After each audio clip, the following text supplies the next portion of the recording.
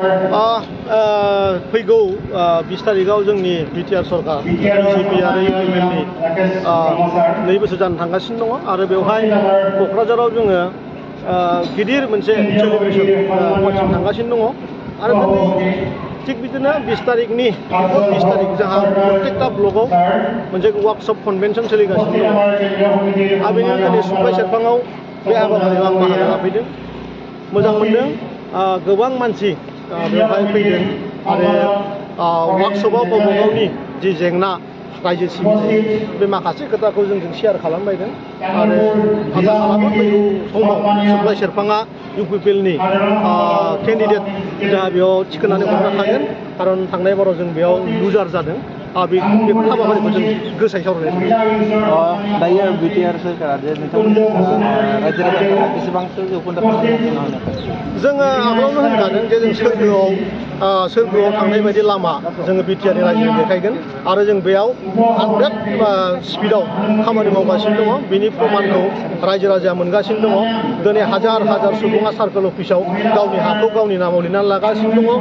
आरो माइनि दामा 500 ताकानि जायगायाव 850 ताकायाव जों माइखौ फानगासिनो दङ बे फंनै खोथाजोंनो बिटिआरनि रायजोआ गासैखौबो हमदांनो हायो जे जों सोरगोआव गाखोबाय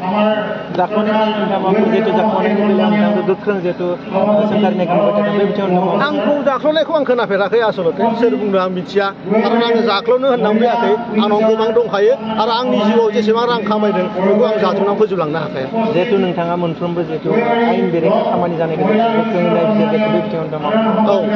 बेखौ आङो बेखौ बुंनांगोन जोंनि बाक्सा ओनसोलाव स्पेसियेलि तामुलपुर ओनसोलावबो मिथिदों माने गोबां माने फरेस्ट डिपार्टमेन्टआ जेरैबायदि खामानि मावनांगौ बेखौ मावनो हायाखै बेनिखायनो फरेस्ट गार्डआव जोङो दाख्लैसो केबिनेटआव मोनसे सावरायखांबाय नैबे फैगौ जानुवारि दानाव गोबां माने फरेस्ट गार्ड एपइन्टमेन्ट होनाय जागोन आरो फरेस्ट गार्डनि खमिनि थाखायनो माने बाला अन्थाइ सिखावफ्रा दाबो माने अन्थाइ बाला आरो हा बेफोरबायदि माने बुस्थुखौ खावनानै लांनो हागासिनो दं आरो फैबाय थानाय समाव बिटिआरनि जे रायजो राजानि थाखाय मा थांखि लायो गोदान आसनिनि सिगाङाव जोङो गोदान आसनिनि नामाव जोङो अलरेडि अमा मिसना खोब स्पिडआव सोलिनानै दङ माल्टिप्लेयार जि जोंहा बे प्रडाक्सन खालामनायनि जि माने प्लेयार्सफोर दं बिथांमोना अलरेडि हाबाफारिखौ मावगासिनो दङ आरो बेनिफिसियारिफोरखौ उइदिन दा मार्च जोङो 1000 माने पिक मिसननि बेनिफिसियारिफोरनो जों होनो थांगासिनो दङ आरो बेजों लोगोसे गड मिशन दङ आरो आंनि डिपार्टमेन्टआव स्पेसियेलि जोङो डायरि डेभेलपमेन्टआव जों मिशन लानाय जादों बे गासैबो मिशना फैगौ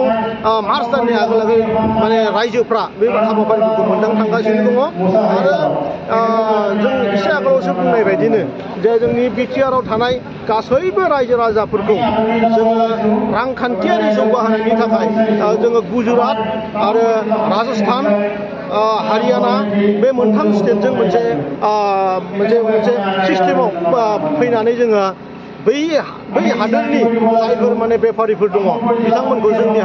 नैबे हालामाव लागायनो थांगासिनो दङ खामानि मावनो थांगासिनो दङ आरो बेजोंनो जोंनि बिटिआरआव थानाय जि लाइमोनफोर साख्रिनि जि आंखाल जानाय जाहा सेंग्रा सिख्लाफोर दङ बिथांमोना बे हाबाफारियाव हाबजोब थांगासिनो दं आरो गोबां मानसिफ्रा सोंबाय थानायनि आं एसेबावसो बुंखाबाय पिक मिशना अलरेडि बेयाव बहुद गोबां रोखोमनि खोलोब दङ मोनसे खोलोबा अलरेडि स्टार्ट जानानै दङ जायखौ जों प्रडाक्सन सेन्टार होनो खारन सानसेयाव 1 लाख जोंनो पिक माने अमा फिसा नांगौ गतिके 1 लाख अमा फिसा बहननायनि थाखाय जिखिनि हाबाफारि दङ बे हाबाफारिया अलरेडि सोलिगासिनो दङ बेनि उनावसो बेनिफिसियारि लेभेल बेयाव 3rd लेभेल दङ गतिके मानसिफोरनि सोंनायजों बहुद माने मोनथिनांगौ बेबायदि खोथाबो गैया सरकारा गोबां खामानि मावगासिनो दङ बेखौनो रायजोफ्रा गोसोआव लाखादों